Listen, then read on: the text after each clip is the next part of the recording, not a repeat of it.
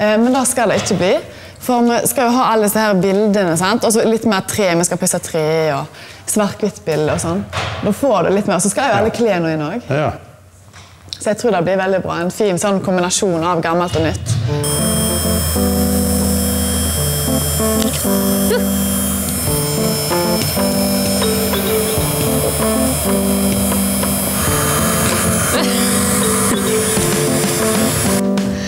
Uff, det blir en stor jobb å få vekk alle klistremerkene i hvert fall. Så jeg går og maler, jeg.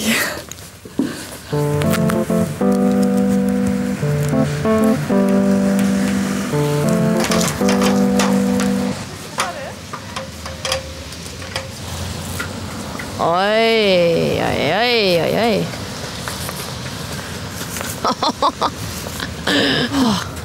Her blir jo dritfint. Sjekk den fargen, den bare lyser opp. Tenk når det er klar dag, eller regn også for så vidt. Det bare lyser butikken opp mot alle som går forbi, og kjører forbi ikke minst. Så kult! Det er så bra! Ja! Så bra! Det er den beste markisemaleren i hele verden! Det er derfor jeg elsker deg! Det er gøy å skrabe. Det er akkurat som jeg tror det er litt terapi. Jeg prøver å finne utsikten til Sven Henning. Det er mannekraft som må til. Dette har jentene gledet seg lenge til. De skal trykke et bilde på en pleksiplate som skal være på disken, og bildet det er av muren, ifra den gang bestefar til Sven Henning drev butikken. Jeg tror det blir kjempebra. Jeg vet ikke, jeg er veldig redd nå. Heftig. Ja. Kødder du? Det er jo helt sinnssykt. Wow. Hvor kult er det? Håndtrykt på pleksiglass. Jentene har skaffet Sven Henning en riktig god pris på butikkbelysning, og her blir den satt på plass. Det er dagen før nyåpning av butikken. Ja da, det skal være litt igjen å gjøre sånn i siste liten. Kom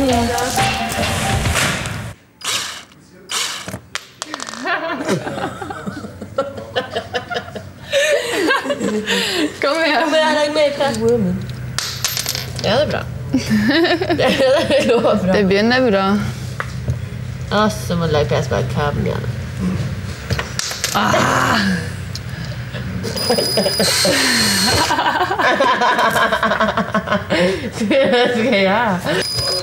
Jeg må holde her ute etter fortsatt.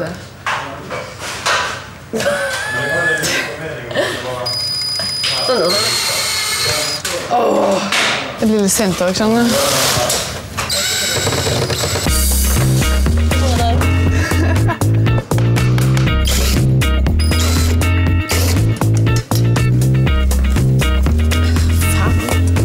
Smell den. Sånn.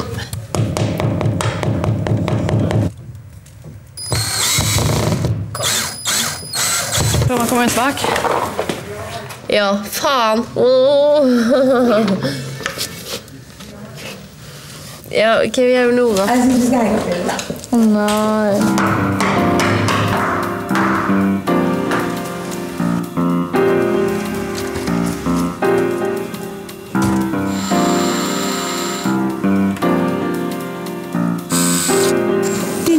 Idé. Pleksiglass. Litt design. Ja, vi er flinke sammen. Ja. Det er dritbra. Og en god dag, altså. Det var en så synlig god dag. Ja, det var superfint. Jeg har vært så redd for den. Det ble mye finere enn jeg trodde. Ja, det! Dere var flink. Har vi det? Ja, jentene mine.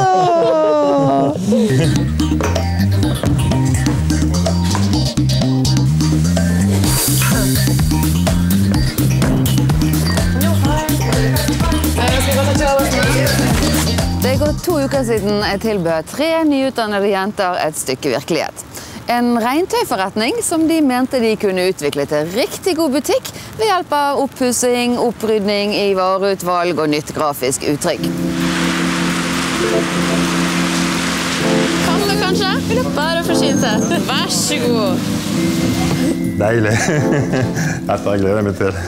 Velkommen inn.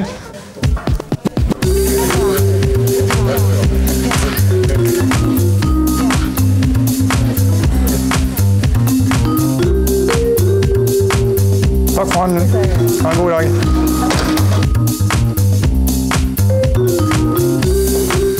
Du ser superfornøyd ut i dag, Henning. Det her er kanonbra. Du ser helt ordentlig ut. Ja, jeg gjør det.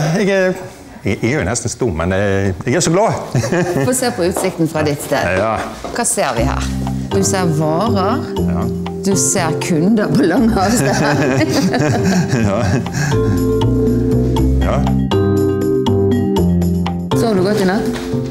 Ja, faktisk. Jeg har gjort det hele tiden. Ja. Jeg har hatt et veldig ro på dette her. Har du det? Ja, for jeg ser at jentene var så flinke. Ja. Ja. Ja. Ja. Men du var litt skeptisk til det til å begynne med. Ja, til logoen først og fremst. Ja. Jeg var glad i denne logoen, men jeg så akkurat dette her med vi får navnet Aksel frem. Ja. Det var skikkelig godt laget.